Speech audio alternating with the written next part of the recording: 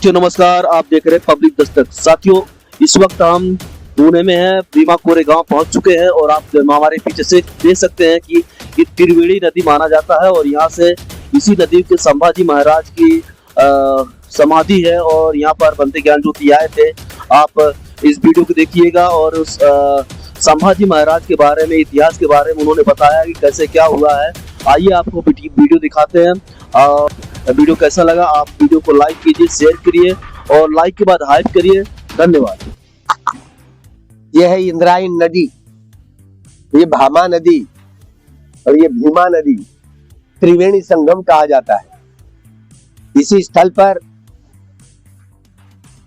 यहाँ छत्रपति शिवाजी राजा के महाराजा की सुपुत्र संभाजी महाराज, जिनको शेंडी वालों ने औरंगजेब के हाथ में पकड़ करके दे दिया और यह पेशवाए और औरंगजेब मिलकर के औरंगजेब ने यहाँ मनुस्मृति के कानून के आधार पर हमारे संभाजी राजा की आंखें निकाली, कान काटे, नाक काटा गया, जुबान काटी गई, ये हाथ की अंगुलियां, पैरों के अंगुलियां, गुप्तांग काटे गए, टुकड़े टुकड़े करके इसी संगम में, इसी नदी में फेंक दिया।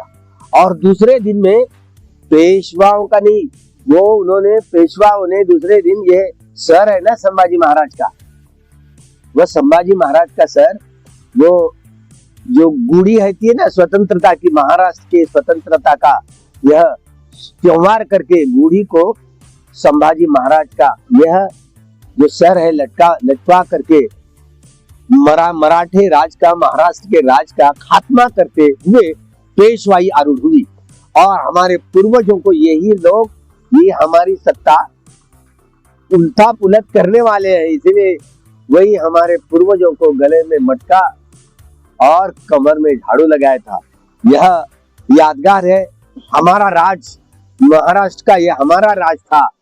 शिवाजी हमारे थे, शंभू राय हमारे थे। हमारे राज का ये ब्राह्मणवादियों ने औरंगजेब के साथ में मिल करके हमारा राज का खात्मा किया है।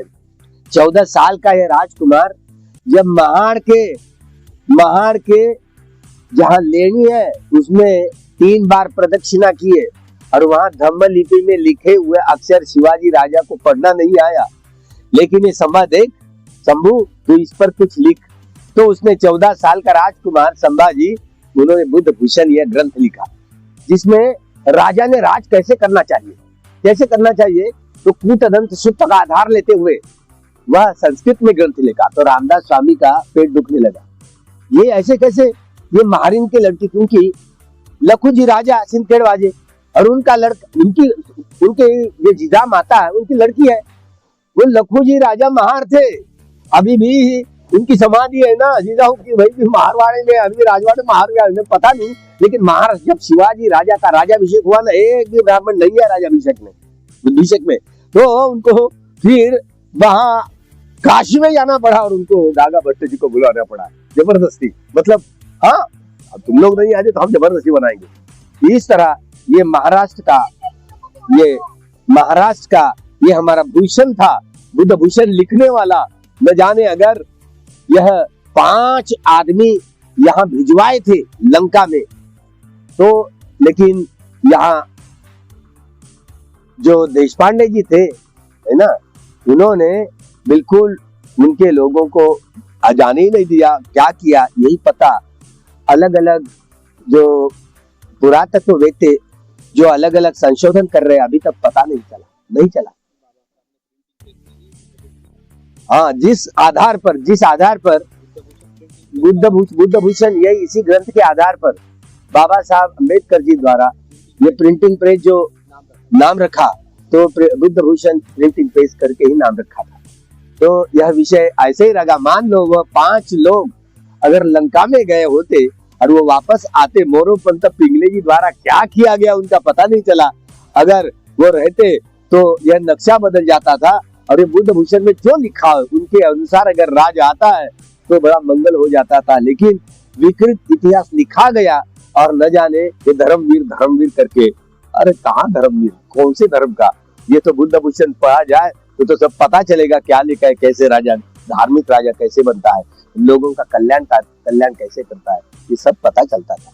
लेकिन ब्राह्मणवादियों ने हमारे महाराष्ट्र राज्य का खात्मा करके पेशवेशाही हटवाई और यह अंधा कानून मनुस्मृति का लागू हुआ, जिस आज तो भी मनुस्मृति का यही डिडोरा पीट रहे लोग, कैसे अंधे बहरे गूंगे लोग हैं। अब कैसे समझाएंगे? तो ये अगर नहीं समझेंगे तो भीमा कोरेगांव जैसी लड़ाई फिर से करनी पड़ेगी, ऐसे दिख रहा है।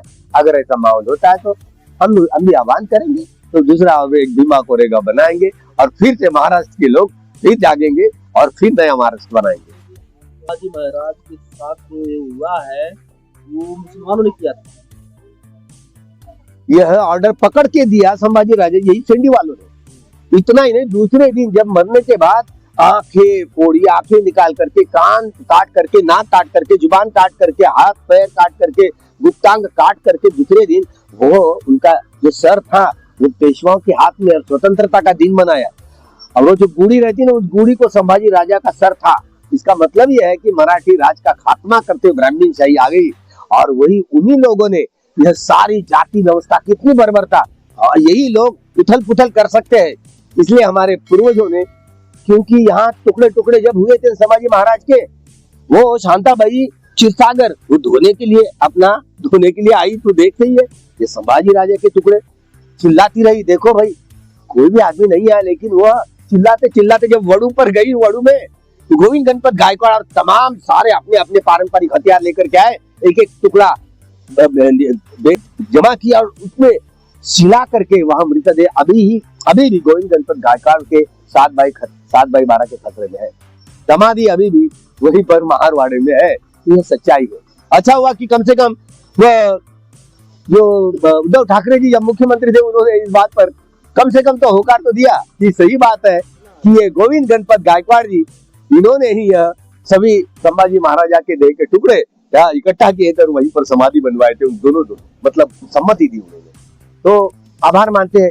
अगर ये नहीं होता है, अगर ऐसा, क्योंकि ये इतना विरोध होता है, पता नहीं, विजय स्तंभ तो अंग्रेजों ने बनाया है ना, पराक्रम जीता है, लेकिन इतिहास का विकृतीकरण करने के लिए ये देवेंद्र फडणवीस है ना हमारा साला, वो उन्होंने अभी 4-5 दिन के पहले उन्होंने 500 करोड़ यह दूसरे बाजीराव पेशवा का स्मारक बनाने के लिए मंजूरी दी।